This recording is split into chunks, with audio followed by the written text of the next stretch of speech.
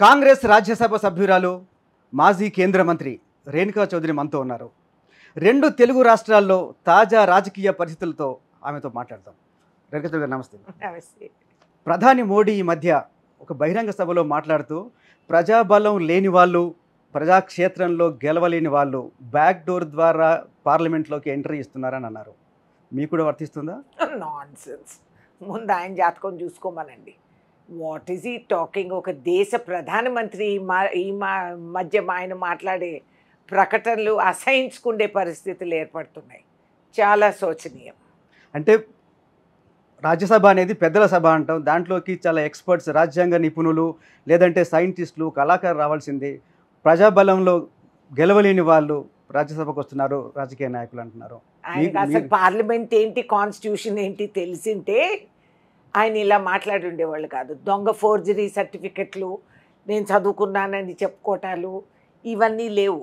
పార్లమెంట్కి వచ్చిన వాళ్ళు, రాజ్యసభకు వచ్చిన వాళ్ళు ప్రజాబలం ఉందా లేదా అనేది అక్కడ మాట్లాడినప్పుడు తెలుస్తుంది. మాట్లాడినిస్తే కదా. ఓకే, మీరు రాజ్యసభకు వెళ్ళారు.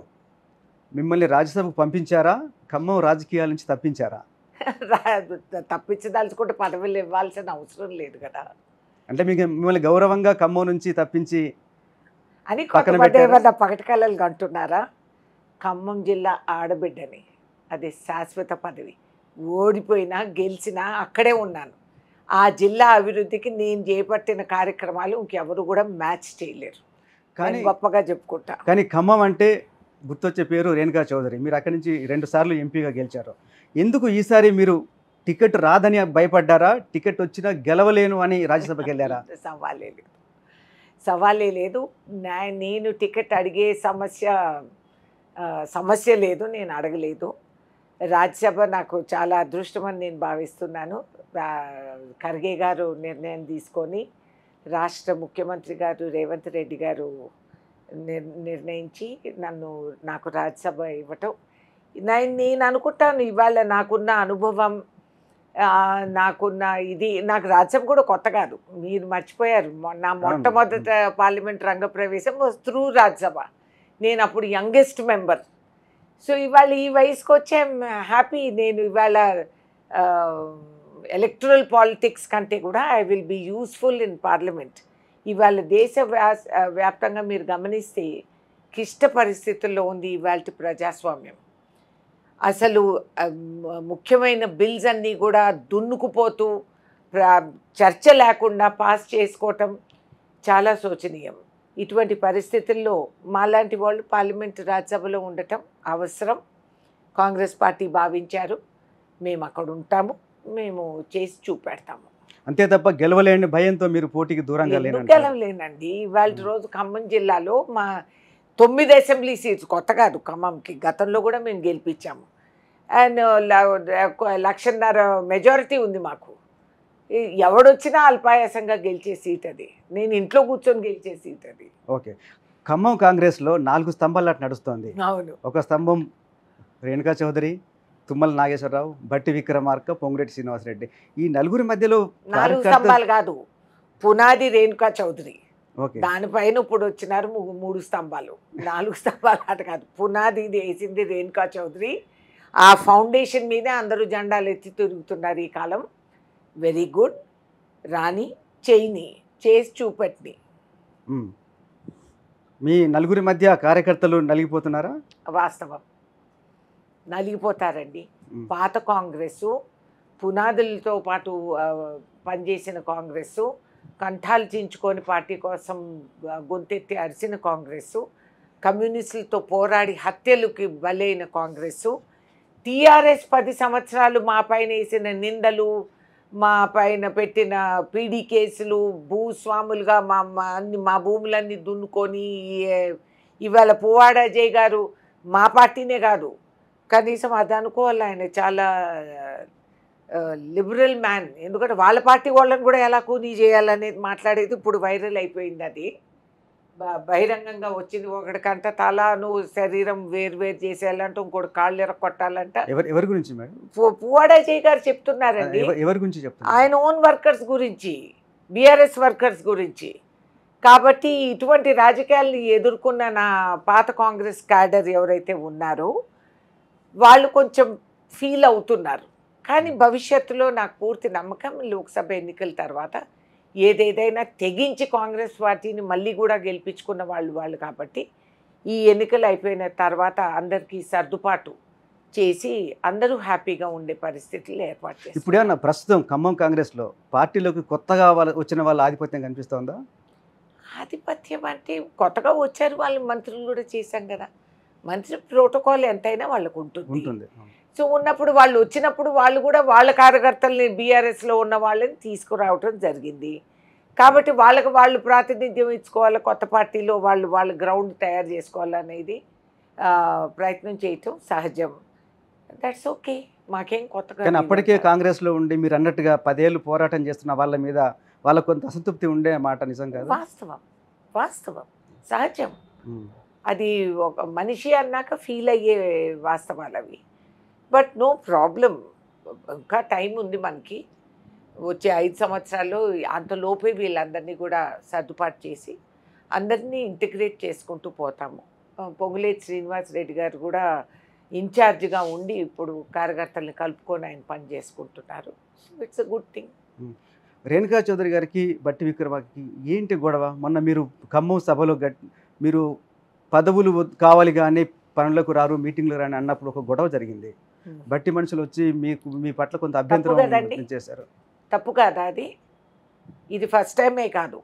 పిసిసిగా రేవంత్ రెడ్డి గారు జిల్లాకు వచ్చినప్పుడు కూడా ఇదే కాంగ్రెస్ పార్టీ ఆఫీస్లో అదే మీడియా ముందు ఈ ఎవరైతే మొరిగినారో వాళ్ళు ఎదవలు వాళ్ళే అల్లరి చేస్తే డీసీసీ ఏం చేస్తున్నాడు? లేదా డీసీసీ ఆధిపత్యంలోనే ఈ న్యూసెన్స్ జరుగుతుంది. తిరిగి తన్నలేక కాదు. ఇక్కడే మా అనుభవం, మా ఓర్పు సహజం అనేది పనికొచ్చేది. మా కార్యకర్తలు లేక కాదు. కానీ కాంగ్రెస్ పార్టీ డీసీసీ ఆఫీసు దాన్ని గౌరవించాలి. మనం వచ్చిన సందర్భం వేరు.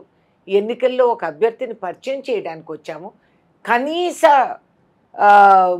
డిసిప్లిన్ లేకుండా ఆ విధంగా ప్రవర్తించిన వల్లనే పార్టీ ఇన్ని రోజులు దెబ్బతింటూ వస్తుంది. బట్టి వర్గం అయితే బట్టి గారు దానికి బాధ్యత వహించాలి. He should stop it. ఏంటి ఆ విధానం? మీరు కరిపించుకుంటే అయిపోతుందండి. అరిస్తే నేను కరిగిపోతానా, అరవకపోతే తరిగిపోతానా? నథింగ్ విల్ చేంజ్ మీ. ఖమ్మం పాలిటిక్స్లో పొంగులేటి శ్రీనివాసరెడ్డి ఆధిపత్యం కనిపిస్తోందా? ఎందుకంటే అక్కడ అభ్యర్థిగా మండవ వెంకటేశ్వరరావు పేరు వినిపించింది, లేదా తుమ్మల నాగేశ్వరరావు గారు అబ్బాయి పేరు కొంత రోజులు అన్నారు, అట్లాగే బట్టి విక్రమ గారి భార్య పేరు కూడా వినిపించింది. ఫైనల్గా పొంగులేటి బంధువు రామసహాయం రఘురామరెడ్డి గారు ఫైనల్ అయ్యారు. ఏంటి ఖమ్మం జిల్లా మీద ఆయన పట్టు సాధించారా? పట్టు సాధించారంటే ఆయనకి ఇన్ఛార్జ్ చేశారు కదండి. లోక్సభ ఎన్నికలు ఇన్ఛార్జు అంటే రేపు ఖర్చు పెట్టుకోవాలా, కష్టపడాలా, రిజల్ట్ ఇవ్వాలా. రిజల్ట్ ఇచ్చేదానికి ఆయన మరి ఇన్ఛార్జ్ పెట్టినప్పుడు మరి ఐ డోంట్ థింక్ ఆయనకి వారి చుట్టరికం అని ఇచ్చినట్టు కాదు. రామసహాయం రఘురామ్ రెడ్డి గారిని మనం వాస్తవం గ్రహించాలా. ఆయన ఫాదర్, గ్రాండ్ ఫాదర్ పాత కాంగ్రెస్ ఎప్పటి నుంచో ఉన్నవాళ్ళు. వరంగల్ ఆ జిల్లా, ఈ ఖమ్మం జిల్లాలో వాళ్ళ సొంత ఆస్తులు, ఇండ్లు. రామస్వామి గారికి కూడా రఘురామ్ రెడ్డి గారికి కూడా రామసహాయం రఘురామ్ రెడ్డి గారికి కూడా సొంత ఇల్లు ఉంది అక్కడ. ఉన్నవాళ్ళు బోల్డ్ అన్ని భూములు దానం చేసిన వారు. ఫ్రీడమ్ మూవ్మెంట్ కాడ నుంచి కాంగ్రెస్ పార్టీతో కలిసి పనిచేసిన వారు. గతంలో ఎంపీలుగా, ఎమ్మెల్యేలుగా వాళ్ళ కుటుంబ సభ్యులు, రఘురామ్ రెడ్డి గారు ఫాదరు వాళ్ళంతా పోటీ చేసిన వాస్తవాలు అందరికీ తెలుసు. ఇవాళ అక్కడ ఆర్డీఓ ఆఫీసు, ఇంకేదో వందలాది ఎకరాలు వాళ్ళ ఓన్ యాన్సెస్ట్రల్ హౌస్ కూడా వాళ్ళు స్కూల్కి కేటాయించడం జరిగింది. కాబట్టి ముగ్గురు, బట్టి గారు పెళ్ళాము, తుమ్మల గారు అబ్బాయి, ఇవన్నీ కార్యకర్తలు యాక్సెప్ట్ చేయలేదు. అందరితో సంప్రదించి ఆచితూచి ఆలోచించి కరెక్ట్ క్యాండిడేట్ ఈయనే అని చెప్పి ఆలోచించి ఇచ్చారు. All workers are very happy. జిల్లాలో ఒక తృప్తి. ఓకే, న్యాయంగా పాత కాంగ్రెస్ గతంలో చేసిన వారు, సోషల్ సర్వీస్ భావాలు ఉన్నవాళ్ళు, పేదలకి ఇచ్చిన వాళ్ళు తీసుకోకుండా గవర్నమెంట్కి వాపస్ ఇచ్చారు భూములు. అసలు ఎక్కడ తన భార్యకు టికెట్ ఇవ్వకపోవడం పట్ల భట్టి విక్రమార్క అలిగారు, కోపంగా ఉన్నారు. కొద్ది రోజులు పార్టీ మీటింగ్లో కూడా దూరంగా ఉన్నారనే వార్తలు వచ్చినాయి, నిజమే? కేవలం ఆయన్నే అడగండి, నాకేం తెలుసు ఆయన పెళ్ళానికి వచ్చిందా లేదా అని, ఆయన ఏం అలకాలు ఫీల్ అవుతున్నారు ఆయన్నే అడగండి. అసలు ఆవిడకి ఇస్తామని ఎప్పుడు మాటే రాలేదు, ఎందుకు వచ్చింది అసలు అది? కానీ వాళ్ళు ఆశించారు, వాళ్ళు ప్రయత్నాలు చేశారు. ఆశించడంలో తప్పు లేదు, ప్రయత్నం చేయడంలో తప్పు లేదు. రిజల్ట్ వచ్చిన తర్వాత నేను చెప్పొచ్చు, నా కూతుర్లు పోటీ చేస్తారు, నా అల్లుడు పోటీ, అసలు ఎవరు అక్కర్లేదు, మా వారు చేస్తే ఇంట్లో కూర్చొని గెలుస్తారు. He's more popular than all these people. అందరూ శ్రీధర్ చౌదరి గారు అంటే పువ్వులు బుట్టలో మోసుకొని వెళ్ళి ఓట్లు వేయించుకొని వస్తారు. నేను ప్రయత్నం చేస్తారా? లేదండి, మా పద్ధతి కాదు అది. రాజకీయ వారసత్వం నాకు అలవాటు లేదు, మా డిసిప్లిన్ మాకుంది. నేను గెలిచిన ఓడిన ఖమ్మం జిల్లా అభివృద్ధి కోసం పోరాడుతున్నానంటే నమ్మే వాళ్ళు చాలా మంది ఉన్నారు. మీ కుటుంబం నుంచి మీ వారసులుగా రాజకీయాల్లోకి ఎవరన్నా వస్తారా? రారండి. కాకపోతే ఇవాళ రోజు నా కాంగ్రెస్ కార్యకర్తలందరూ నా వారసులుగా నేను భావిస్తున్నాను. ఖమ్మం కాంగ్రెస్ అభ్యర్థి రామ సహాయం రఘురామరెడ్డి అభ్యర్థిత్వం పట్ల మీరు సంతృప్తిగా ఉన్నారా? I'm very happy. It's a very nice man. మనసు లోపల నుంచి చెప్తున్నారా? Of course.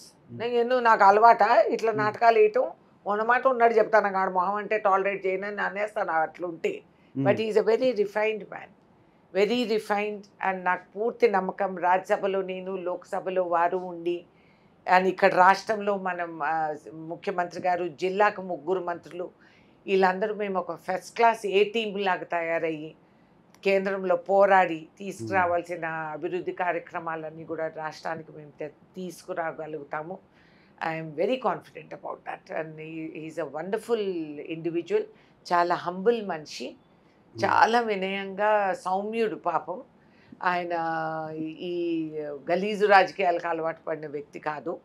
And he's going to win with a very good majority. కానీ మీరు కొంత అసంతృప్తిగా ఉన్నారు, అందుకనే ప్రచారానికి దూరంగా ఉంటున్నారు అనే ఒక మాట వినిపిస్తుంది. ఎవరు చెప్పారండి ఇది? మీరు ప్రచారానికి వెళ్తున్నారా? చెప్పాడా? మీరు ప్రచారానికి వెళ్తున్నారా? రంగు రూపు కనపట్టాడు, తిరిగి వచ్చి ఎండకు ఆల్మోస్ట్ కింద పడిన పరిస్థితులు.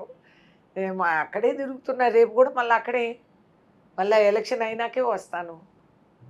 సో ఎందుకు ఈ కథలు ఎట్లా వస్తాయి? భలే ఫిక్షన్ రాస్తారే అందరూ. మీ గురించి ఎక్కువ అంచనాలు, ఎక్కువ ఎక్స్పెక్టేషన్స్ ఉంటాయి.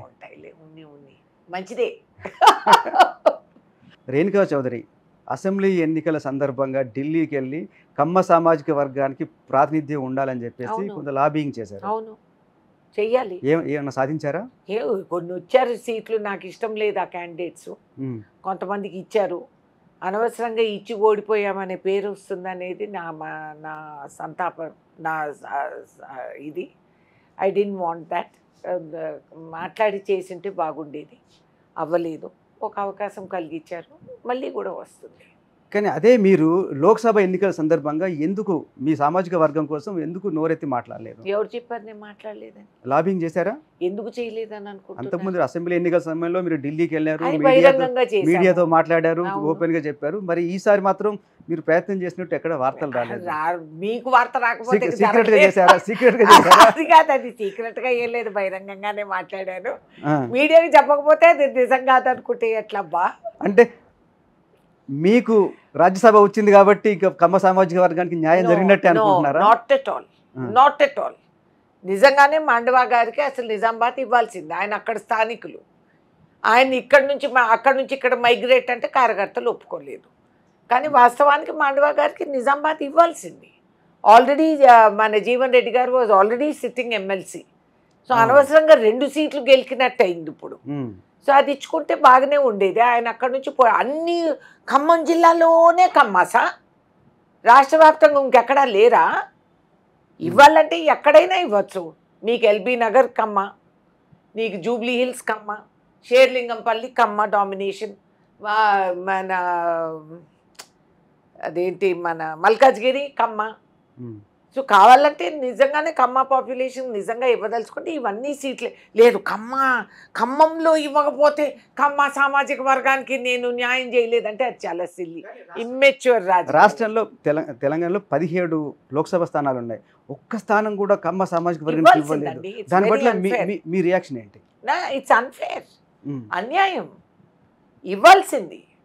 కొన్ని చోట్ల అనవసరంగా ఎక్కడి నుంచో తీసుకొచ్చి ఎక్కడి నుంచో పెట్టి అసలు సీఎం గారికి మనం ఫ్రీ హ్యాండ్ ఇవ్వలేక ఈ న్యూసెన్స్లన్నీ అనుభవిస్తున్నాము. ఇది తాత్కాలికం. భవిష్యత్తులో డెఫినెట్లీ కమ్మాస్ కోసం I will fight just like I will fight for minorities, just like I will fight for BCs. అందరి సమాజ నిర్మాణం అని పాటించే లక్ష్యాన్ని కాంగ్రెస్ పార్టీ నిరూపించి చూపెట్టాల్సిన అవసరం ఎంతైనా ఉంది ఇవాళ రాజకీయ. రేవంత్ రెడ్డి పొలిటికల్గా ఎదుగుదలలో చాలామంది కమ్మ వాళ్ళ సపోర్ట్ ఉంది. ఆయన సీఎం అయిన తర్వాత వాళ్ళని పట్టించుకోవడం లేదని చెప్పి బహిరంగంగా కమ్మ సంఘాల నుంచి లెటర్స్ కూడా రాశారు. ఎవరు రాసింది లెటర్స్? వచ్చింది సోషల్ మీడియాలో చాలా. నేను పెట్టచ్చు సోషల్ మీడియాలో. తుమ్మల నాగేశ్వరరావు ఎవరు? ఏ సామాజిక వర్గానికి సంబంధించిన ఆయన? లోక్సభ ఎన్నికల గురించి మాట్లాడుతున్నారు. లోక్సభ సరే అన్యాయం, నిజంగానే సీటు దొరకాల్సింది. రేవంత్ రెడ్డి కమ్మాస్ గ్యారంటీ అంటే నేను ఒప్పుకోను. కమ్మ కార్పొరేషన్ అడిగిన తక్షణం ఆయన కేటాయించడం కూడా జరిగింది. ఆయనకి చాలా క్లోజ్ రిలేషన్షిప్స్ ఉన్నాయి కమ్మాస్తో. అండ్ చాలామంది కమ్మాస్ ఆయన్ని రెడ్డి సామాజిక వర్గంగా ఎవరు భావించరు, మనవాడే అని అనుకొని చాలామంది ఆయనకి భుజాన్ని ఎక్కించుకుంటారు. సో కొన్ని కంపల్షన్స్, కొన్ని లిమిటేషన్స్ ఆయనకు కూడా ఉన్నాయి. ముఖ్యమంత్రి అయినంత మాత్రాన ఏదో నెత్తిన కిరీటం పెట్టినట్టు కాదు, దాంట్లో చాలా ప్రాబ్లమ్స్ ఉంటాయి. అండ్ రాజకీయం అనేది ఇవాల్టి చదరంగం అది. సో కొన్నిసార్లు మనం ఒక ఎదురువాడి కింగ్ని ఎగరగొట్టాలంటే ఇక్కడ ఇంకేదో పావం కదపాల్సి వస్తుంది. ఈ మధ్య ప్రధాని మన తెలంగాణకు వచ్చి మాట్లాడుతున్నప్పుడు ఆర్ఆర్ ట్యాక్స్ అని అంటున్నారు. ఏంటి, వాట్ ఈజ్ ఆర్ఆర్ ట్యాక్స్? ఏమనుకుంటున్నారు? ఏంటి ఏమో ఆయన్ని అడగాలి. ఆయనకి డైలాగ్ బాజీ ఎవడో రాసిస్తాడు, అసలు దాని అర్థం కూడా ఆయనకు తెలుసు. అంటే రేవంత్ రాహుల్ ట్యాక్స్ అబ్బా, మరి వాళ్ళ ట్యాక్స్లు ఏ ట్యాక్స్లు ఏం చేయాలండి? అంబానీ అడానీ ట్యాక్స్లు దాన్ని ఏం చేయాలి అది చెప్పండి. దాని గురించి మాట్లాడరే. ఎయిర్పోర్ట్లు, పోర్ట్లు ఇప్పటికి అన్నీ పోయినాయి. ఇంకా ఎడ్యుకేషన్, హెల్త్ కూడా ఇప్పుడు అమ్మేస్తారు. మమ్మల్ని మూకుమ్మడిగా తూకం వేసి పాత న్యూస్ పేపర్లు కదా అమ్మినట్టు అమ్మేస్తారు. అసలు ఒక దేశ ప్రధాని ఈ విధంగా మాట్లాడతారా? అసలు చాలా శోచనీయం. ఆయన ఉండే పదవి, అలంకరించే పదవిని ఆయన ఇంత చీప్గా ఆయన బిహేవ్ చేయటం, పచ్చి అసత్యాలు మాట్లాడటం, పార్లమెంటులోకి వచ్చే అసత్యాలు మాట్లాడి మొట్టమొదటి ప్రధానమంత్రి నేను కూడా చూసింది. కానీ స్వయంగా ప్రధానే చెప్తున్నాడు ఇక్కడ ఆర్ఆర్ ట్యాక్స్ వసూలు చేస్తున్నారని. కాబట్టి కేసీఆర్ అంటున్నారు ఇమీడియట్ గా రేవంత్ రెడ్డి మీద ఈడీఐటీ రైట్స్ జరగాలి అని. ఇప్పుడు నీ ఈడీ నీ కూతురు అక్కడనే కూర్చొని ఉంది కదా, ముందు అది చూసుకోండి. రేవంత్ మీద మీరు ఈడీ పెడతారా, ఐటీ పెడతారా, అది తర్వాత మాట. అని ఎన్నికల సందర్భంలోనే ఢిల్లీ పోలీసు ఇప్పుడు సీఎం గారిని పిలిపిస్తారా? ఏంటండి ఆ నాటకం? మేము ఎక్స్పెక్ట్ చేసాం, మాకేం కొత్తగా లేదు. ఎన్నికలు అంటానే ఈడీని ఇంటికాడికి, ఐటీని మీద రేడు, ఉన్నా లేకపోయినా సతాయించడం, తప్పుడు కేసులు, ఇవన్నీ అలవాటు పబ్లిక్ కూడా చూసేసి. కానీ రేణుకాచౌదరి గారు ఇప్పుడు ఎన్నికల్లో గెలవడం కోసం అమిత్ షా పేరుతో కొన్ని తప్పుడు వీడియోలు హైదరాబాద్ గాంధీ భవన్లో తయారు చేశారని చెప్పి వార్తలు రావడం కాదు, కేసులు కూడా పెట్టారు. స్వయాన రేవంత్ రెడ్డికే నోటీసులు ఇచ్చారు. ఇట్లాంటిదాన్ని మీరు సపోర్ట్ చేస్తారా? అరే సపోర్ట్ ఏంటండి బాబు, ఆయన చేస్తా వాళ్ళు చెప్పే అబద్ధాలన్నీ మీరు నమ్మి నన్ను ప్రశ్నిస్తున్నారా? రేవంత్ రెడ్డి గారికి ఇంకేం పని లేదా? కూర్చొని చిల్లర పనులు చేసి చిల్లర వీడియోలు తయారు చేసేదాన్ని. What are they saying? Revanth Reddy ఇక్కడ రాష్ట్రంలోనే కాదు యావత్ భారతదేశం వెళ్ళి ప్రతి చోట ప్రచారం చేస్తున్నారు. Is one of our star campaigner. కానీ దాన్ని సర్క్యులేట్ చేసినట్టుగా ఆధారాలు కూడా దొరికాయి అంటున్నారు కదా. ఏమండి సృష్టించమంటారు? నేను చెప్పనా? రేపు మీరు నా మీద ఏం సర్క్యులేట్ చేశారు, నేను 2 minutesలో తయారు చేసి మీకు చూపిస్తాను. ఇది టెక్నాలజీ అంతా వాళ్ళ చేతుల్లో ఉంది. రోజు ట్రోల్స్ పెడతా ఉంటారు చూడండి, ఎవరేం మాట్లాడినా బౌ బౌ అని అందరినీ లేపుతా ఉంటారే, వాళ్ళ దగ్గర ఉంది. వాళ్ళు చేసే డ్రామాలు ఈడీలు గీడీలు పనికి రాలేదు కాబట్టి ఇప్పుడు ఇది ఆధారాలు ఉన్నాయి. ఢిల్లీకి వచ్చి సమాధానం చెప్పండి చెప్తాం. ఓయ్ మా టైంకి మేము వస్తాం. ఎలక్షన్ డ్యూరింగ్ ఎలక్షన్ రావాలా? ఇక్కడ ఓడిపోతున్నారు, తుడుచుకుపోతున్నారనే భయ ఆందోళనతో పిచ్చి పిచ్చి డ్రామాలను పిచ్చి కేసులు పెడుతున్నారు. We're not afraid. ఇది ఆంధ్ర, తెలంగాణ, సౌత్ ఈ నాటకాలు మా దగ్గర, అది అక్కడెక్కడన్నా నడుస్తాయేమో కానీ మా దగ్గర నడవు. కానీ అమిత్ షా చెప్తున్నారు చాలా క్లియర్గా, సౌత్లో ఈసారి మేము మెజారిటీ సీట్లు గెలుచుకోబోతున్నాం, తెలంగాణలో 12 సీట్లు గెలుస్తాయని చెప్పి ఆయన గట్టిగా చెప్తున్నారు. ఇలాగే చెప్పారు. ఆయన చెప్పిన డైలాగులన్నీ మీరు తీసి చూస్తే ఎప్పుడు ఎన్నికల ముందు ఇలాగే మాట్లాడతాడు, వచ్చేది శూన్యం. So not to worry. ఆయన చెప్పే డైలాగ్ నమ్మేవాడు ఎవడని ఉంటే ఇవాళ రోజు మనం బాధపడాలి. అదే కాంగ్రెస్ కూడా ఈ మధ్య బీజేపీ మీద చాలా మాటల దాడి చేస్తుంది. రాజ్యాంగాన్ని రద్దు చేస్తారు, రిజర్వేషన్లు రద్దు చేస్తారని వాళ్ళు చెప్పిన మాటలు కదండి. ఆ మాట చెప్పారా? ఆఫ్ కోర్స్ వాళ్ళు ఏమన్నారు, వాళ్ళు ఏమని చెప్పారు? ఈడబ్ల్యూఎస్ అని పెట్టారు. ఏంటి? ఎకనామిక్లీ వీకర్ సెక్షన్స్ అంటే అన్ని రిజర్వేషన్స్ రద్దు చేసి ఆర్థికంగా బలహీనంగా ఉన్న ప్రతి సామాజిక వర్గానికి అవకాశం కలిగిస్తామని వాళ్ళు చెప్పుకుంటున్నారు. మరి అది ఇప్పుడు వాళ్ళు చెప్పింది కాక ఇప్పుడు ఎలక్షన్లో అది దెబ్బతీస్తుందని చెప్పి అది తీసి మా చుట్టూ ఇది చేయాలంటే ఇట్స్ జోక్. మీరు ఇది నమ్ముతున్నారా వాస్తవం. రిజర్వేషన్ రద్దు చేయడం సాధ్యం అవుతుందా? Of సాధ్యం course. కాదు. నాకు చేస్తారు. బీజేపీ చేస్తుంది. Because they are against the poor. వాళ్ళు ఓన్లీ బిజినెస్ మెన్ వాళ్ళని చూసుకుంటారు. వాళ్ళ అగ్రకులాలకే కేటరింగ్ చేస్తున్నారు. కాబట్టి వాళ్ళు పోలరైజేషన్లో ఇంకా హిందూ ఇది అంతా ధర్మాన్ని వీళ్ళే కాపాడే వాళ్ళన్న నాటకాలు చేస్తూ దే ఆర్ డూయింగ్ దీస్ గూటకాలు. ఇది వాస్తవం. కానీ కాంగ్రెస్ మతం పేరుతో రాజకీయాలు చేస్తోంది. మేమా ముస్లింలకి ఓరి దేవుడా, మేము ముస్లింలకి రాముల వారిని మేము ballot box లో ముస్లింలకి 4% పిలిచి- రిజర్వేషన్లు ఇవ్వటం మతపరమైన రిజర్వేషన్ కాదా? అరే నువ్వు ఎస్సీలు ఎస్టీలకి రిజర్వేషన్లు ఇవ్వలేదా? సమాజ నిర్మాణంలో వెనకబడిన ప్రతి వర్గానికి మనం కాపాడుకోవాలి. మేము మహిళలు కూడా రిజర్వేషన్ ఇచ్చాము. మీరు have given- కాంగ్రెస్ మతపరమైన రిజర్వేషన్లు ఇచ్చింది ముస్లింలకి, వాటిని మేము రద్దు చేస్తామని చెప్పేసి వాళ్ళు గట్టిగా చెప్తున్నారు. చెప్పమనండి, చేయమనండి. ఈ దేశంలో ఉన్న ముస్లిమ్స్కి దేశ ప్రధాని కాదా? ఆయన మాట్లాడే వాక్యాలు hate speeches. Why election commission has not taken cognisance? Mahatma Gandhi 3 కోతల్లాగా ఎలక్షన్ కళ్ళు మూసుకొని కమిషన్ చెవులు మూసుకొని నోరు మూసుకొని కూర్చుంటున్నారా? ఇది చూస్తుంటే ప్రజలకు అసలు ఏం నోటీసులు ఇచ్చారండి? మిగతా వాళ్ళనేమో 48 గంటలు మీరు ప్రచారం చేయకూడదు ఇది అదే మా వాళ్ళు పైన పెట్టారు. Surjewala should not canvass for 48 hours ఇవన్నీ పెట్టారు. Why they can't stop the prime minister? ప్రధానమంత్రి ప్రచారం చేస్తే ఆయన కొమ్ములు వచ్చాయా? How is he got freedom to do this? Inaugurations, coffee కప్పుల పైన ఆయన మోకాలు ఇవన్నీ పెట్టుకొని ఆయన తిరుగుతూ ఉంటే అది పర్వాలేదా? ఒక దేశ ప్రధాని ముస్లిమ్స్ నేను అంటే ఆయన హీఈస్ నాట్ అ ముస్లిమ్స్కి ప్రైమ్ మినిస్టర్ కాదనమాట. ఈ దేశం ఇతర దేశాల్లో ముస్లిం దేశాల్లో గౌరవించి హిందూస్ని గుళ్ళు కట్టుకోవడానికి ఎకరాలు భూములు కేటాయించి సగౌరవంగా ప్రధానమంత్రిని అక్కడ ఆహ్వానించి అన్ని సకల మర్యాదలు చేసిన దానికి ఆయన ఈ విధంగా ఇక్కడ మాట్లాడితే ఇతర ముస్లిం దేశాల్లో బతుకుతున్న హిందూస్ పరిస్థితి ఏమిటి అనేది ఒక్కసారన్నా ఈయనకి లోకజ్ఞానం కానీ బుర్ర ఉపయోగించుకోవటం కానీ ఎప్పుడన్నా ప్రయత్నించారా అనేది నేను హెచ్చరిస్తున్నా. How dare! ఒక భారతదేశం వీ ద పీపుల్ రాజ్యాంగ హక్కులతో బతికిన ప్రతి భారతీయుడికి ఆయన బాధ్యుడిగా ఉండాల్సిన వ్యక్తి ఇవాళ సామాజిక వర్గాల్ని చీల్చి చేసి పోలరైజింగ్ పాలిటిక్స్ ఎన్నికల్లో మాట్లాడుతూ ఉంటే election commission will take no cognisance. Supreme court తీసుకోవాలి అసలు సుమోటో కాగ్నిసెన్స్. ఆ స్థాయిలో ఉన్న వ్యక్తి ఇంత అసహ్యంగా ఈ హేట్రెడ్ ఆయన స్ప్రెడ్ చేస్తూ ఉంటే నోరు మూసుకొని మనం చూస్తూ ఉంటామా? ఇది మన గడప కూడా తొక్కుతుంది. ఎవరన్నా ఆలోచించుకున్నారా? ఇంత అసహ్యంగా ఆయన మాట్లాడి ఇంత విపరీతం హేట్రెడ్ ఆయన పంచుతూ ఉంటే రేపు ఈయనకి ఏమన్నా అయితే what will happen to the backlash అనేది ఎప్పుడన్నా ఊహించుకున్నారా? It's very wrong. షేమ్. ఈ భారతదేశంలో ఇవాళ నిజమైన సెక్యులర్ ఎవరైనా బతుకుతూ ఉన్నారంటే నా సైనికులు. నీ కుల మత ఏది కూడా ఆలోచించకుండా ఈ 4 బార్డర్స్ని కాపాడుతూ ఈ దేశాన్ని కాపాడి ప్రాణాలు అర్పితం చేసిన వాళ్ళు రౌడీ నుంచి రాష్ట్రపతి వరకు తిండి పెట్టే నా రైతు.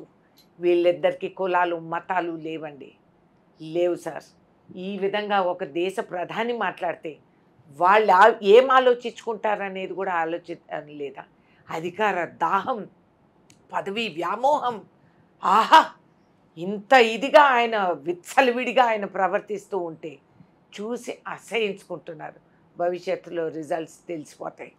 కానీ కేసీఆర్ దూషిస్తున్నాడు ప్రతిపక్ష పార్టీలను ప్రత్యర్థుల్ని అని చెప్పి ఆయన మీద 48 గంటల పాటు బ్యాన్ విధించారు ఆయన ప్రచారానికి. కానీ రేవంత్ రెడ్డి కూడా అలాగే ప్రత్యర్థుల్ని తిడుతున్నాడు, దూషిస్తున్నాడు. ఆయన మీద ఎందుకు యాక్షన్ తీసుకోవట్లేదు? నన్ను ఎందుకు అడుగుతారు? మోదీ గారిని అడగండి. కేసీఆర్ మోదీ కలిసి చేసేది. ఆయన ఎండలో తిరగలేడు, ప్రచారం చేయలేదని రెస్ట్కి ఏమన్నా ఇచ్చారు? ఇది పరదా వెనకాల డ్రామాలు వాళ్ళిద్దరూ ఆడే డ్రామాలు. ఆయనకి హెల్త్ బాగాలేదు కదా, అందుకని ఈసీ ఆపేసింది. 48 hours ఆయన తిరగలేరని కావాలని పెట్టుకున్నారు. బండి సంజయ్ అంటున్నారు బీఆర్ఎస్ కాంగ్రెస్ ఒకటేనని చెప్పేసి.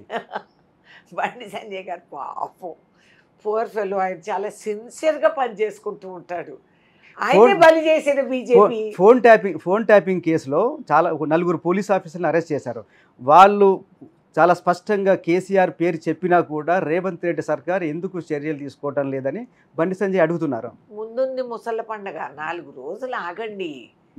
మాకు ఎలక్షన్లు ఇవి ఉన్నాయి, ఈ న్యూసెన్స్లు, ఈ చిన్న చిన్న న్యూసెన్స్లు చూసుకోవడానికి మాకు టైం లేదు. ఇప్పుడు అప్పుడే తర్వాత యాక్షన్ తీసుకుంటారా? Of course. కేసీఆర్ చట్టానికి వ్యతిరేకం ఏది జరిగినా అండి, మా వ్యక్తిగత ఇష్టాల పైన జరగవు. చట్టం అనేది అందరికీ అమలవుతుంది, ఇంక్లూడింగ్ ప్రైమ్ మినిస్టర్. కాకపోతే ఎన్నికల సందర్భంలో ఇప్పుడు మేము తిరుగుతున్నాము, ఇది అయిపోయిన తక్షణం చట్టానికి విరుద్ధంగా ఎవరు ఏం చేసినా చర్య మాత్రం తప్పకుండా జరుగుతుంది. ఫోన్ ట్యాపింగ్ కేసులో రాజకీయ నాయకులు కూడా అరెస్ట్లు అవుతారనేది మీరు చెప్పదలుచుకున్నారు. Very good. అయితే అవును, if they have done it they will be undoubtedly. బీఆర్ఎస్ను దెబ్బకొట్టడానికి బీజేపీ కాంగ్రెస్ ఒక్కటయ్యాయని చెప్పేసి కేసీఆర్ ఆరోపిస్తున్నారు.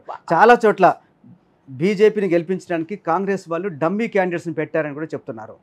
ఫర్ ఎగ్జాంపుల్ చెప్పాలంటే మెదక్లో నీలం మధు, భువనగిరిలో కిరణ్ కుమార్ రెడ్డి, సికింద్రాబాద్లో దాను నాగేందర్, మల్కాజ్గిరిలో సునీత, కరీంనగర్లో రాజేందర్ రావు, వీళ్ళందరినీ డమ్మీ క్యాండిడేట్లను పెట్టి బీజేపీని గెలిపించే ప్రయత్నం చేస్తున్నారనేది ఆరోపణ.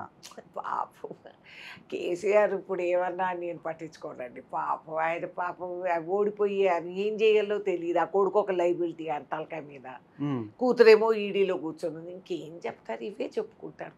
పర్వాలేదు. రేవంత్ రెడ్డి గారు ఒక ఆరోపణ చేశారు, మీరు వినే ఉంటారు. కేసీఆర్ మోడీ దగ్గర సుపారీ తీసుకున్నాడు 5 పార్లమెంట్ సీట్లలో గెలిపించడానికని. మీరు ఒప్పుకుంటారా? రేవంత్ ఏదన్నా చెప్తున్నాడంటే దాంట్లో ఏదో వాస్తవం ఉందనే అందరూ నమ్ముతారు. కాబట్టి they must be something in it. 6 గ్యారెంటీల విషయంలో ఎన్ని అమలు చేశారు, ఎందుకు అమలు చేయలేకపోతున్నారు? అది మాకు ఎలక్షన్ కోడ్ మధ్యలోకి వచ్చిందండి. వాళ్ళు చేసి సర్వనాశనం మా నెత్తిన మోపిన ఈ ఇంట్రెస్ట్ బాధ్యత మీరు ఎవరు చూడలేదా? అన్ని ఖజానాలు లూటీ చేసి ఖాళీ. అసలు రివ్యూ చేసింది ఎప్పుడు కేసీఆర్? అన్ని డిపార్ట్మెంట్స్ మీరు తీయండి క్యాలెండర్, మీ దగ్గర లేకపోతే మేము సప్లై చేస్తాం. కానీ హామీలు ఇచ్చేటప్పుడు ఇవన్నీ మీరు ఆలోచించుకోలేదా? ఆఫ్ కోర్స్ మాకు తెలిసి మేము అమలు చేయగలుగుతాం. ఈ పరిస్థితులు ఉన్నా కూడా కనీసం మాకు 100 రోజుల్లో వీ హ్యావ్ టు అండర్స్టాండ్ కదా గ్రౌండ్ లెవెల్ ఏంటి, ఎక్కడి నుంచి మనం తేవాలి, ఎట్లా మనం అమలు చేయాలి, ఇది మేము ఆలోచిస్తాము. We will do it. మాకు అనుభవం ఉంది, గతంలో చేసి చూపించిన. 100 రోజుల్లో హామీలు అమలు చేస్తా అన్న కాంగ్రెస్ గవర్నమెంట్ మాట తప్పిందా లేదా? లేదు, తప్పలేదు. ఓన్లీ పోస్ట్పోండ్ అయింది కొన్ని, అంతవరకే. ఈ ఎలక్షన్ వరకే. డబ్బులతో పని లేనివి, ముఖ్యంగా ఇమీడియట్గా డబ్బులు కట్టాల్సినవి లేనివి, మహిళలకి ఫ్రీ బస్సు, లేకుంటే 200 యూనిట్ల ఫ్రీ కరెంటు, 500 సిలిండర్, ఇవి మాత్రమే చేస్తున్నారు. కానీ మీరు ఇచ్చిన ప్రధానమైన హామీ మహిళలకు 2500 రూపాయలు, లేదా వృద్ధులకి చేయూత 4000 రూపాయలు, ఇవన్నీ ఎందుకు అమలు చేయట్లేదు? ఎందుకు అమలు చేయదు? ఎవరు చెప్పారు మేము అమలు చేయటం లేదని? 4 రోజులు ఆగండి. మీరు ఈ సవాళ్ళన్నీ ప్రధాని ఎందుకు అడగరు? మోదీకా గ్యారంటీ అని చెప్పి తిరుగుతున్నారే. మరి ఫస్ట్ మోదీ ఇచ్చిన మా 15 లక్షలు ఇచ్చింటే అసలు ఈ గొడవలే ఉండేది కాదు. ఆయన మా అందరి ఖాతాలు, మీ ఖాతాలో కూడా 15 లక్షలు వేస్తాను అన్నాడు. మరి ఏమైపోయినాయి ఆ గ్యారంటీలు? అది ఎవరు అడగరే. రైతు ఇన్కమ్ డబుల్ చేస్తాను, ట్రిబుల్ చేస్తాను అన్నాడు. వాళ్ళపైన డ్రోన్లు పెట్టి టియర్ గ్యాసులు కొట్టిస్తున్నాడు. మరి అవన్నీ ఎవరు అడగరే. ఆయన మోదీకా గ్యారంటీ కాదు సార్, ఇది కాంగ్రెస్, మేము చేసి చూపిస్తాం. ఓకే, కవితను అరెస్ట్ చేయకముందు బీజేపీ బీఆర్ఎస్ ఒక్కటే అని చెప్పి కాంగ్రెస్ ప్రచారం చేసి లబ్ధి పొందింది. వాస్తవం. ఇప్పుడు కవితను అరెస్ట్ చేశారు కదా, అది బీఆర్ఎస్ కానీ బీజేపీ కానీ ఉపయోగపడుతుందా? ఆఫ్ కోర్స్ ఇది చాలా ఉపయోగపడుతుంది. బీజేపీ చూపెట్టడానికి మాకు వాళ్ళకి సంబంధం లేదు. చూసి మా అమ్మాయిని పాపం ఎండలో తిరగకుండా హాయిగా జైల్లో కూర్చోపెట్టి టైంకి 3 భోజనాలు పెడుతున్నారు. సో అది వాళ్ళంతా ఇంటర్నల్ అడ్జస్ట్మెంట్. ఇవన్నీ మీరు నిజంగానే నమ్ముతున్నారా ఇవన్నీ?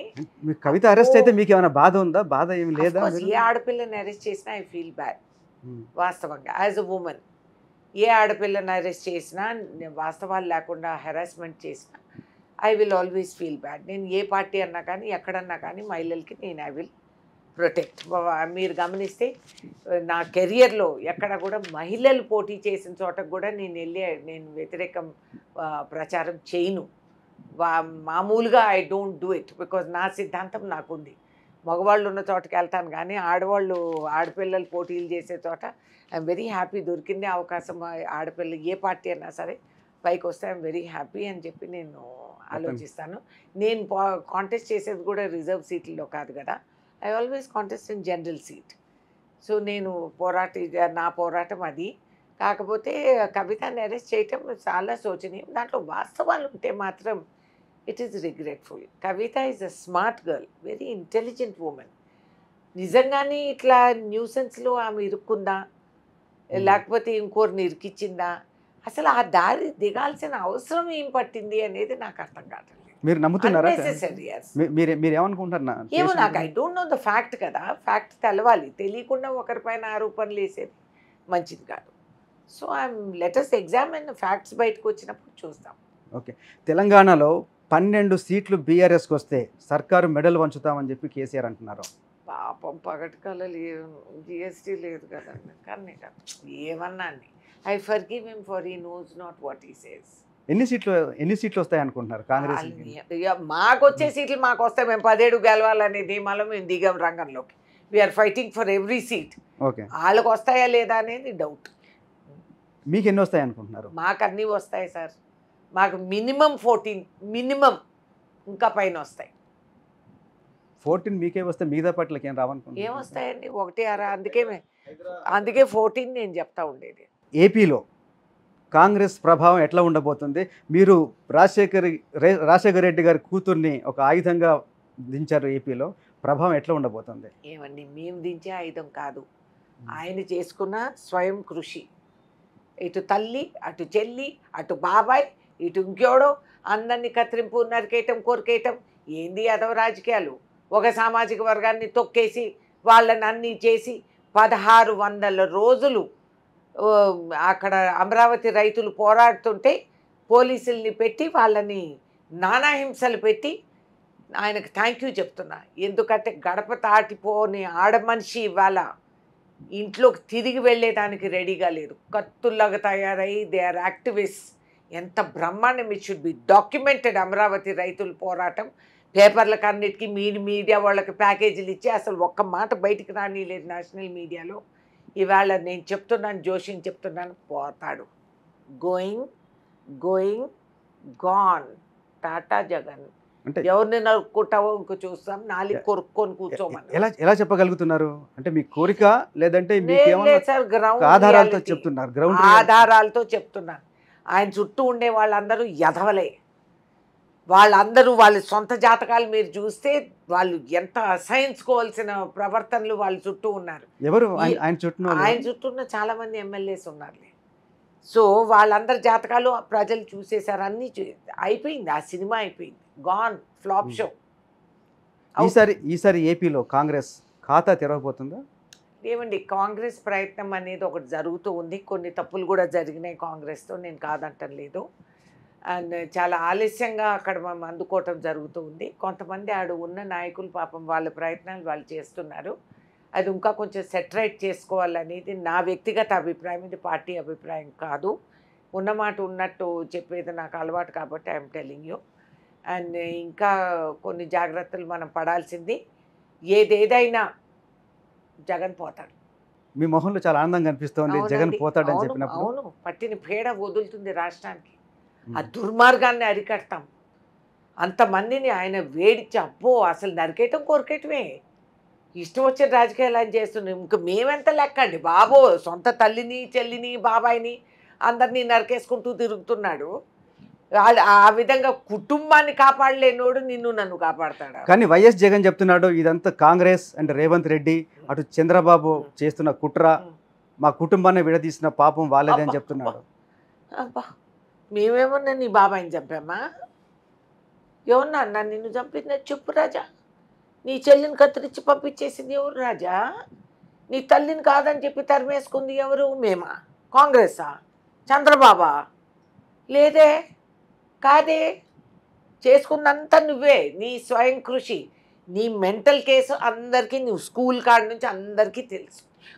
అందరికీ తెలుసు మీ మానసిక భావాలు ఏంటో, మీకు ఏం ట్రీట్మెంట్లు జరిగినాయో జరగబోతాయో అందరికీ తెలుసు. ఉచితంగా ప్రజలు డబ్బులు ఇచ్చి చేపిస్తారు చికిత్స కావాలంటే. కానీ పోయిన ఎలక్షన్లో కలిసి ఉన్న అన్నా చెల్లెల్ని మీరు విడదీసి మీ పార్టీలో చేర్చుకొని ఆయన మీదకి పంపిన మాట నిజం కాదా? ఏదన్నా హిందీ సినిమా కథ ఇది ఏమన్నా? మాకేం పట్టిందండి. నువ్వు నీ చెల్లితో చేసిన నేరాలకే ఆమె నీకు దూరమైంది. పాపం పిల్ల చెప్పుకుంటూ తిరుగుతా ఉంది. సొంత చెల్లని కూడా, ఆడపిల్లని కూడా చూడకుండా ఆయన చేసిన అబాండాలు అందరికీ తెలుసు. ప్రధాని మోడీ చెప్తున్నారు, కాంగ్రెస్ గెలిస్తే హిందువుల ఆస్తులన్నీ ముస్లింలకు పంచిపెడతారు, హిందూ స్త్రీల మంగళసూత్రాలు కూడా తీసేసుకుంటారని. దీని మీద మీ రియాక్షన్ ఏంటి? ఏవండి, మంగళసూత్రం విలువ ఏంటో తెలియని ప్రధానమంత్రి, ఆయన కట్టిన మంగళసూత్రాలు ఉరితాళ్ళు అయినాయి అనేది కొంతమంది గ్రహిస్తున్నారు. నీకు ఒక హిందూ స్త్రీ మంగళసూత్రం విలువ ఏమిటో తెలియని వాడు ఈ విధంగా మాట్లాడటం అని మేము ముస్లిం సోదరులకు ఇచ్చేస్తే వాళ్ళకి ఏమన్నా అడుక్కు తింటున్నారా? అక్కడ నిలబడి మా మంగళసూత్రాలు తీసుకోండి. దానికి చాలా శోచనీయం. ఆయన ఇంత దిగజారిపోయి ఒక పదవి కోసం ఇంత ప్రాకులాడాల్సిన అవసరం ఏమొచ్చిందో దేశ ప్రధానమంత్రి కొన్నిసార్లు ఆయన ఆత్మ పరిశీలన చేసుకోవాల్సిన అవసరం ఎంతైనా ఉంది. It is a national international shame. ఎన్నికల్లో కేవలం ఓటు కోసం అధికార దాహంతో ఈ విధంగా ఆయన మాట్లాడటం చండాలంగా ఉంది. మా మంగళసూత్రాలు కేవలం మావి కాదు, మా మెళ్ళో వేసిన 3 ముళ్ళకి మేము మా కుటుంబాన్ని, మీ గోత్రాన్ని, మీ సూత్రాన్ని అందరినీ కాపాడేవాళ్ళం. మేము ఇంట్లో తిండి లేకపోతే పక్క ఊర్లో తాకట్టు పెట్టి అప్పులు తీసుకొచ్చి అన్నం పెట్టుకునే తల్లులు మేము. పిల్లలకి చదువు సరిపోకపోతే విదేశాలు పంపించడానికి నువ్వు రూపాయి విలువ రోజు రోజుకు తరిగిపోతూ ఉంటే ఈఎంఐలు కట్టుకోలేని పరిస్థితుల్లో మా మంగళసూత్రాలు మేము గిరివి పెట్టి మేము డబ్బులు తీసుకొచ్చి పిల్లల్ని చదివిపించుకుంటాం. అంతేగాని మా రైతు అన్న తిండికి లేక పంట పోయి నువ్వు 3 సార్లు 3 రేట్లు మా ఆదాయం పెంచుతానన్న చెప్పిన ప్రధానమంత్రి నీ మాట నువ్వు నిలబెట్టుకోలేకపోయావు. కాబట్టి చేతికి ఆదాయం రాకపోతే మా మంగళసూత్రాలు మేము తాకట్టు పెట్టి మేము డబ్బు తీసుకొచ్చి మళ్ళీ పంటకు మేము విత్తనాలు కొనుక్కొని భూములు దున్నుకుంటాం. అసలు అంత పవిత్రమైన మంగళసూత్రం గురించి అంత సులకంగా హీనంగా ఒక దేశ ప్రధానమంత్రి మాట్లాడుతూ, హిందూ స్త్రీగా నేను చెప్తున్నా, నేను రేణుకా చౌదరి దేశ ప్రధానమంత్రి నరేంద్ర మోడీ గారిని నేను క్షీణిస్తూ ఆయన అసహించుకుంటూ ఆయనని నేను హెచ్చరిస్తున్నానని చెప్పి నేను చెప్తున్నాను. ఒక హిందూ స్త్రీగా నా మంగళసూత్రం ఆ విలువ నాకు తెలుసు. నువ్వు కానీ బ్రహ్మదేవుడు కానీ ఈ మంగళసూత్రాన్ని ఎవరికి తొలగించలేవు. ఏం మాట్లాడుతున్నారు మీరు? ఎంత మాట అయినా ఎక్కడికైనా నువ్వు మాట్లాడేస్తావా బాధ్యత వహించకుండా? చెయ్యి. లోక్సభ ఎన్నికల తర్వాత రేవంత్ రెడ్డి సర్కార్ను కూల్చేస్తారు అని కేసీఆర్ అంటున్నారు. అటు ముందు హిమాచల్ ప్రదేశ్, తర్వాత కర్ణాటక, తర్వాత తెలంగాణ 3 రాష్ట్రాల్లో కూడా కాంగ్రెస్ సర్కార్ని మోడీ కూల్చేస్తాడనేది కేసీఆర్ ఆరోపణ. మీకేమైనా అట్లాంటి అనుమానాలు కానీ భయాలు కానీ ఉన్నాయా? ఈయనకేమన్నా హాట్లైన్ ఉందా మోదీతో? ఇప్పుడు హిమాచల్ అంటే ఈయనకన్నీ తెలుసు అనమాట. ఇద్దరు కలిసే ఉన్నారు కాబట్టి ఈయన ఇట్లా జోష్యాలు చెప్తూ ఉంటారు. అవన్నీ వేరు, తెలంగాణ తడాకా వేరు. అది తలకాయ లేని వాళ్ళందరూ తెలంగాణ గురించి చాలా సులువుగా మాట్లాడతారు. ఇక్కడ మేమేంటి, తెలంగాణ ఏంటి అనేది మేము చెప్పగలుగుతాం. ఇప్పుడు నిన్న కూడా ఈరోజు కూడా కేసీఆర్ చెప్తున్నారు, ఈ కాంగ్రెస్ గవర్నమెంట్ ఏడాది కూడా ఉండదు అని. మీకు అట్లాంటి భయాలు, ఆందోళనలు ఉన్నాయా? మాకేం లేవు సార్. ఆయనకి ఎందుకు వస్తుంది ఇది నాకు అర్థం కాదు. ఆయన ఈ పగటి కళ్ళలు కట్ట పాపం నాకు నిజంగానే జాలి. పాప ఆయన ఏమన్నా అండిలే, పోర్ ఫెలో. ఇంకేమంటారు? ఇవే అంటారు. అంతకంటే ఏం మిగిలింది ఆయన దగ్గర? బీ ఫామ్లు ఇచ్చిన క్యాండిడేట్లు వాపస్ ఇచ్చి పారిపోతా ఉంటాయి. ముందు అది చూసుకోరాదా? మా గవర్నమెంట్ తర్వాత మాట, ముందు నీ చూసుకో. ఓకే, అంటే ఒక ప్రచారం బాగా జరుగుతుంది. లోక్సభ ఎన్నికల తర్వాత రేవంత్ రెడ్డి బీజేపీలోకి వెళ్ళిపోతాడని బీఆర్ఎస్ వాళ్ళు చెప్తున్నారు, బీజేపీ వాళ్ళు చెప్తున్నారు. ఏంటి అట్లాంటి అవకాశం ఏమైనా ఉందా? బీజేపీ కోరుతుందేమో, వాళ్ళు ఎదురు చూస్తున్నారేమో. వాళ్ళకి రేవంత్ సంగతి తెలియదు. చాలా మంది బీజేపీ నాయకులు చెప్తున్నారు, ఆయన డిఎన్ఏ బీజేపీయే, ఆయన కాంగ్రెస్ డిఎన్ఏ కాదు, ఎన్నికల తర్వాత మా పార్టీలోకి వస్తాడు, మేము ఆహ్వానిస్తున్నామని. అట్లాంటి అవకాశం ఆహ్వానిస్తున్నామని వాళ్ళే కోరుతున్నారు కదా, వాళ్ళు కోరుతున్నారు. అవన్నీ అయ్యేట్టు కాదు, ఇవంతా ఫిక్షన్. వీళ్ళందరినీ కూర్చొని పని లేనప్పుడు, రేపు ఓడిపోయినప్పుడు ఇండ్లలో కూర్చుంటారు కదండి. కేసీఆర్ని, కేటీఆర్ని అందరినీ టీవీ సీరియల్ రాయమనండి ఇట్లా కథలన్నీ. సినిమా తీస్తే ఏమన్నా ఆదాయం వస్తుందేమో వాళ్ళు. ఈ మధ్య ముఖ్యమంత్రి ప్రతి సభలో కూడా మోడీ రాష్ట్రానికి ఏమి ఇవ్వలేదు, గాడిద గుడ్డు ఇచ్చాడని చెప్పేసి స్వయంగా గాడిద గుడ్డు నెత్తిన పెట్టుకొని ప్రచారం చేస్తున్నారు. ఏంటి దానివల్ల మీకు ఏమైనా ఉపయోగం ఉంటుందా? ఏమంటే సామాన్యులకు అర్థమైంది. ఎందుకంటే మా ఖాతాలో వచ్చే 15 లక్షలు రాలేదు, రైతుకు ఆదాయం పెరగలేదు, ఖర్చులు మాత్రం పెరిగిపోయినాయి. వాళ్ళు ఇచ్చిన గ్యాస్ సిలిండర్ ఇవాళ గ్యాస్ బండ మేము ఇవ్వగలుగుతున్నాం, దేశ ప్రధానమంత్రి ఇవ్వలేకపోయాడు. కానీ ఇంటర్నేషనల్ ఆయిల్ ధరలు పడిపోయినా కూడా ఆయన ఇవ్వలేదు, మా దగ్గరే స్వాధీనం చేసుకున్నాడు. కానీ మేము ఇవ్వగలుగుతున్నాం 500 రూపాయల సిలిండర్. సో మోదీ గారు ఏమిచ్చారు అంటే ప్రజలే చెప్తున్నారు గాడిద గుడ్డు ఇచ్చాడని. అందుకని అది చూపిస్తున్నాం, ప్రజలు ఇచ్చేది గాడిద గుడ్డు పెట్టని రోజు మోదీ గారు మాకు ఇచ్చే రోజు. కానీ ఒక ముఖ్యమంత్రి స్థాయిలో ఉన్న వ్యక్తి ఆ గాడిద గుడ్డు అని చెప్పి దాన్ని తీసుకొచ్చి ప్రజల్లో అది ఆయన తీసుకొచ్చేది కాదు బాబు, కాంగ్రెస్ కి నెగటివ్ అవుతుందనే టాక్ ఉంది. అన్నీ ఆయన రేవంత్ రెడ్డి ఊపిరి తీసుకున్న నెగిటివే, ఆయన ఏం మాట్లాడినారు నెగిటివే, ఆయన ఎలక్షన్ గెలిచి వచ్చింది నెగిటివే, ఆయన గెలవబోయేది నెగిటివే. ఇంకో నెగిటివ్ కనిపించిన వాళ్ళకి ఆ కాళ్ళ జోడు పెట్టుకుంటే అన్నీ నెగిటివ్గానే కనిపిస్తాయి. దట్ ఈస్ నాట్ ట్రూ, వాస్తవమే కాదు. బ్రహ్మాండంగా ఉంది. గాడిద గుడ్డ అనేది మేం కాదు, ప్రజలు చేసుకొచ్చి మాకు అందజేస్తున్నారు. నిన్న కొత్తగూడెంలో కూడా వాళ్ళు తీసుకొచ్చి ఇచ్చి అరుస్తున్నారు కింద నుంచి, చూపెట్టండి అని. అది ప్రజా డిమాండ్, మేము చూపిస్తాము. కానీ కేంద్ర మంత్రి తెలంగాణ బీజేపీ అధ్యక్షుడు కిషన్ రెడ్డి చెప్తున్నాడు 10 లక్షల కోట్లు ఇచ్చాము తెలంగాణ రాష్ట్రానికి అని. సరిపోలేదా? ఎవరికి ఇచ్చారు సార్? మాకు అది కావాలి. మీరు ఇచ్చే ఉంటారు, ఎవరి జేబుల్లోకి పోయినా తెలుసుకోండి. మీ పార్ట్నర్లే కదా కేసీఆర్ వాళ్ళు, తెలుసుకోండి. విభజన అయ్యేటప్పుడు పార్లమెంటులో సభల్లో జరిగిన నిర్ణయాలు చేసింది డాక్టర్ మన్మోహన్ సింగ్ గారు. ఎందుకు అమలు అవ్వలేదు ఇంతవరకు? మాకు అది ఒకటే కావాలి, ఆంధ్రాకి తెలంగాణకి.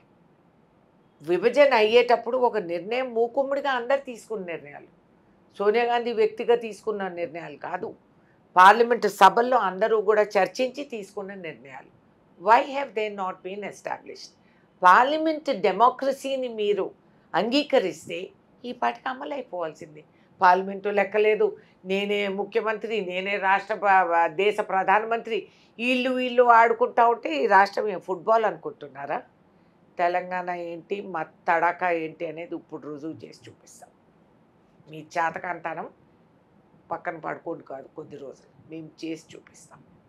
Revanth will show the way. Thank you Renuka Chowdary garu. అసలైన తొలి వెలుగు. ఫాలో వాట్సాప్ @తొలి వెలుగు official.